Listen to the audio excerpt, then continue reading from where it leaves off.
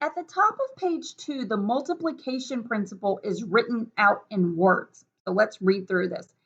If two choices are to be made and there are m possibilities for the first choice and n possibilities for the second choice, and if any first choice can be combined with any second choice, then the two choices together can be made in m times n many ways.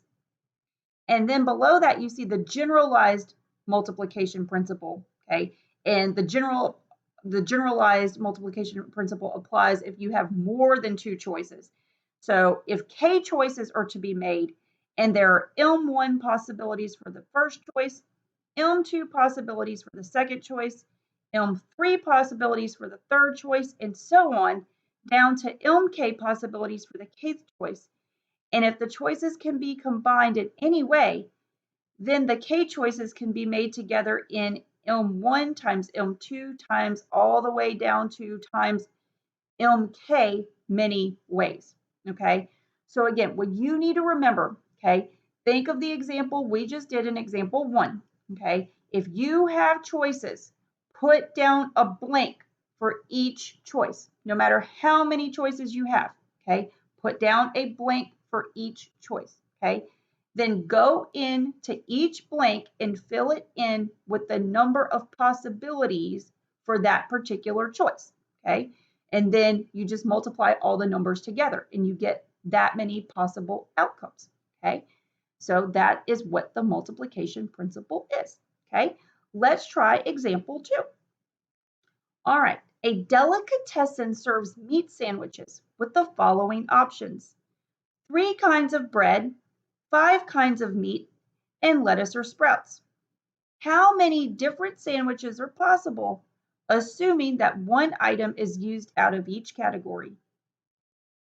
All right, so again, you are counting here. How many different sandwiches are possible? Okay, that is your question. Okay, you have choices here. Okay, you're going to choose from bread, you're going to choose your meat, and then you're going to choose your vegetation, which is lettuce or sprouts. Okay, so what you would do here, okay, is you're going to put your blanks for your choices. Okay, we have a choice for bread, we have a choice for meat, and then we have a choice for vegetation. Okay, that's the lettuce or sprouts. Okay, so let's go to the bread. Okay, how many options do we have for bread? Well, there's 3 types of bread to choose from. So we're going to put 3 in that blank. Okay, and then move on. Okay, how many choices do we have for meat? Okay, well, there's 5 types of meat. Okay, so we're going to put a 5 there. Okay, and then for vegetation, we have 2 types. You can choose either lettuce or sprouts.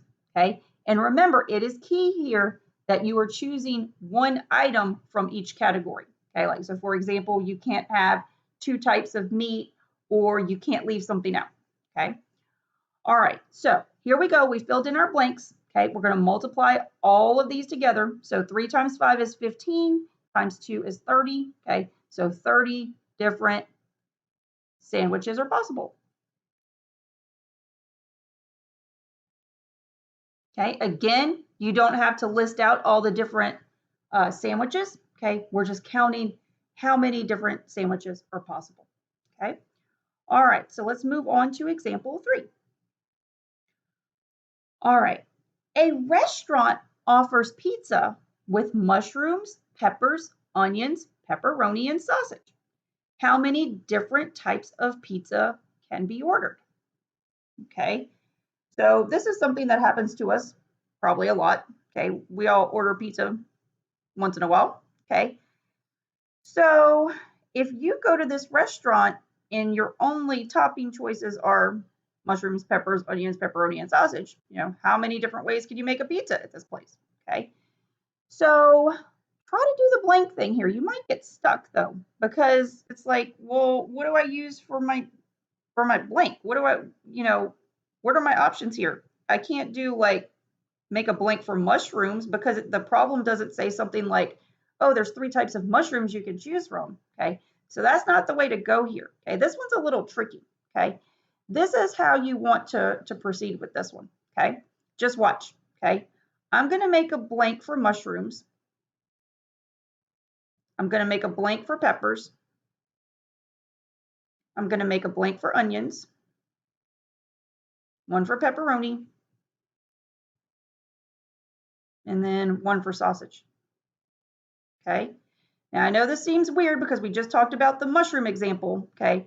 We don't have different types of mushrooms to pick from. Okay. So, you're probably like, what are you doing here? Well, we're going to think about it in a slightly different way. Okay. Remember, this restaurant only has 5 toppings to pick from. Okay. The mushrooms, the peppers, the onions, the pepperoni, and the sausage. Okay. And it's your choice. You don't have to get all of the toppings. You can either leave them out or you can get them. Okay. So for mushrooms, you have 2 options. Either you want them or you don't. It's kind of like a yes or no choice. Yes to mushrooms or no to mushrooms. Okay. So I'll put that here. My choices are yes or no. Okay. So you have 2 options for mushrooms. Yes, I want them. No, I don't. Okay. Same thing with peppers. Either you want them or you don't. Okay. So there's 2 options for peppers. 2 options for onions. Either you want them or you don't. Okay. Pepperoni, 2 options. Either you want pepperoni or you don't. And then finally, sausage, 2 options. Yes or no. Do you want sausage or not? Okay.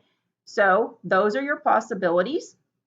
We're going to multiply these guys together. Okay. So 2 times 2 is 4, times 2 is 8, times 2 is 16, times 2 is 32. Okay. So there are 32 different types of pizzas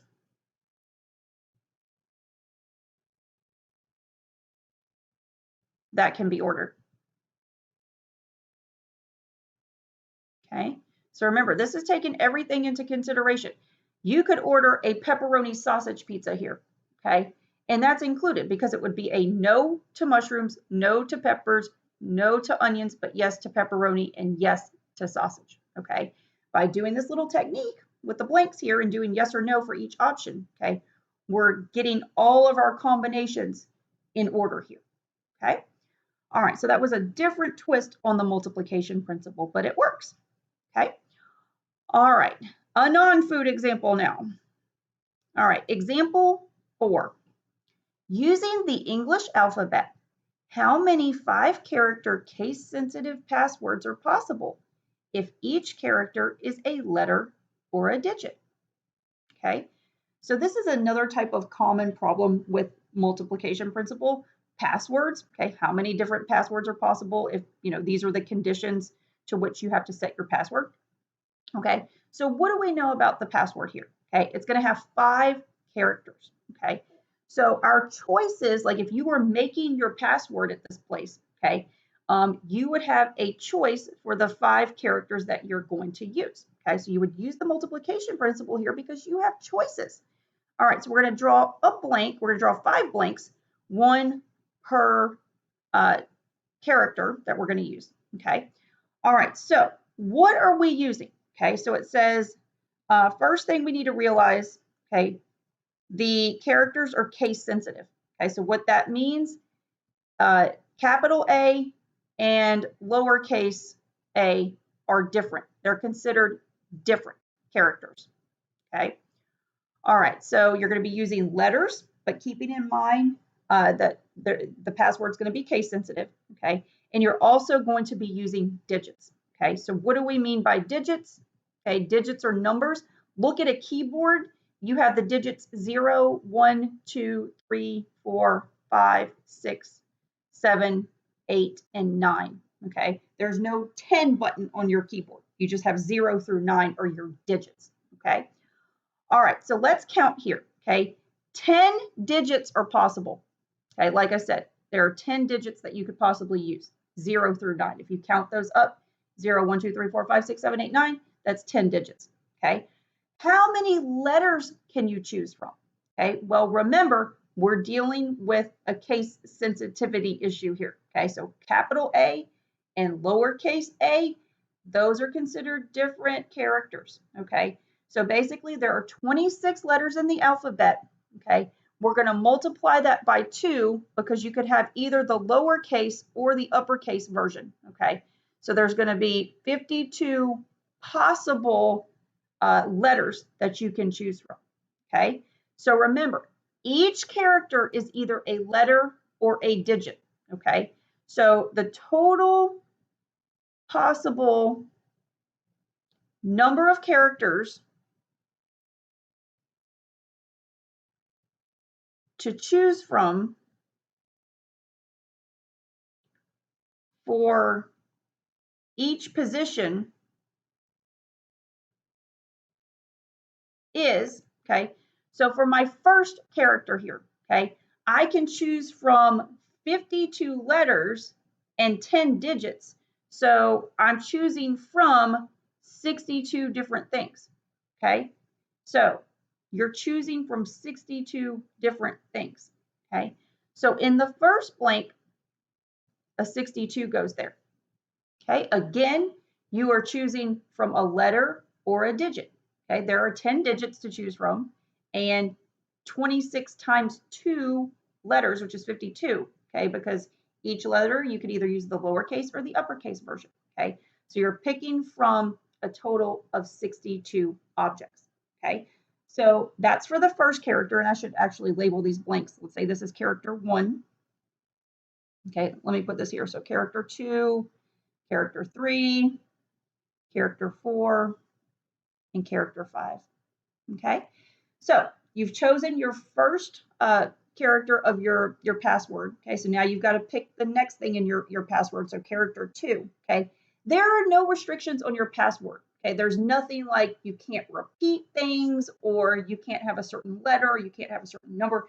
There's no restrictions here. Okay, so for example, if I use capital M as my first character, you can use it again for character 2. There's no restrictions here. Okay, so for character 2, you're going to have the same 62 possibilities to choose from. Same thing for character 3, same for character 4, same for character 5.